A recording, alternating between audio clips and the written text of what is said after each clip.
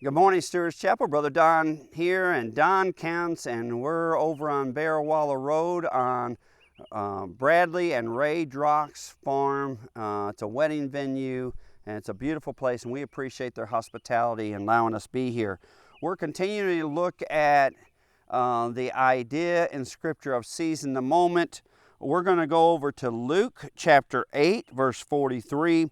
We're going to talk about the woman with the issue of the blood. Now, one of you sent this to me, and I can't remember which one of you sent this to me, but early on when you heard I was doing this, you said, you need to look at this one. And so, I too thought, in fact, I think it was my daughter, so I say hi, Jennifer.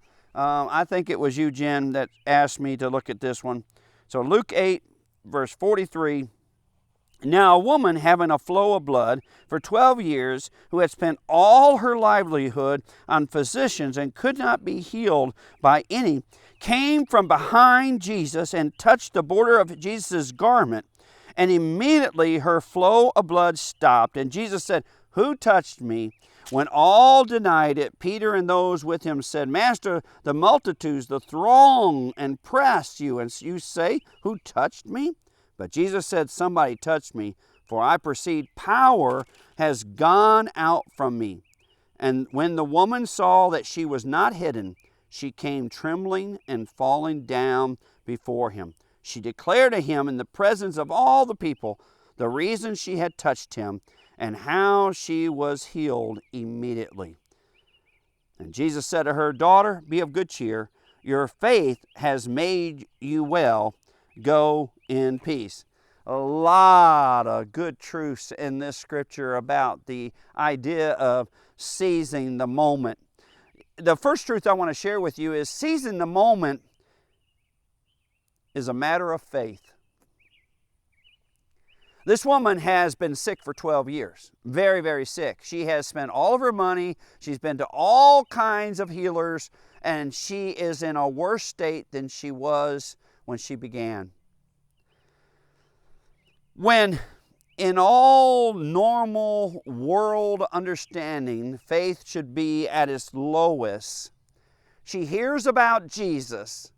She hears about the great physician, that he is coming into town, walking on a street that is going to pass by her, and she sees the moment. She didn't just seize his garment.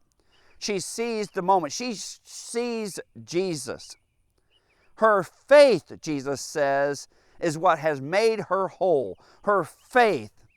When nobody else should have believed, she still believes. Can you still seize a moment when it looks like every other moment in your life is only one that causes you depression, despair? When your body is covered with disease and sickness, can you seize the moment? It's yet to be seen what I will do in a day like that, but those days will come to all of us in some shape, way, or another. So the first thing, she seized the moment with faith. The other thing I want to share with you about seizing the moment, she had tried seizing the moment through other avenues and other individuals. She had been a woman that was desperate. Sometimes we mistake doing a lot and spending a lot of energy on seizing the moment. Understand that seizing the moment, as it is being taught to you right now, is more about seizing God than anything else. That doesn't mean that God couldn't have used physicians and doctors and healers. He has. The other thing I want to share with you is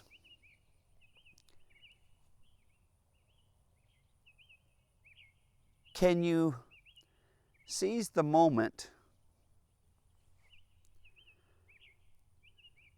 Well, let it put it this way. It's often easy to seize a kind of moment like this if you think it's going to be done privately and nobody's going to know about it. I want you to know something.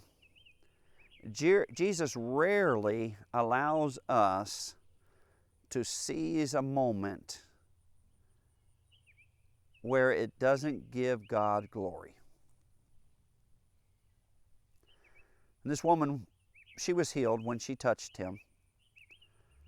But Jesus is not going to let her just sneak away in the crowd in a very private way. No, he's going to bring her out before all so all can get the glory. So God can get the glory, not all. So God can get the glory. You'll never seize the moment if your mind is focused on the moments you tried to seize it in the past and it didn't work your way. One of the messages about this woman is that she seized the moment then. There's an incredible nowness when Jesus is near. I wish I had time to tell you a story, but it would take me way too long.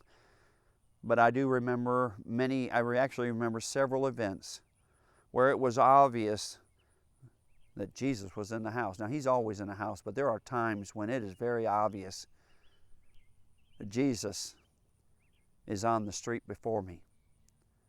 And I am at a crossroads where I need to seize the moment.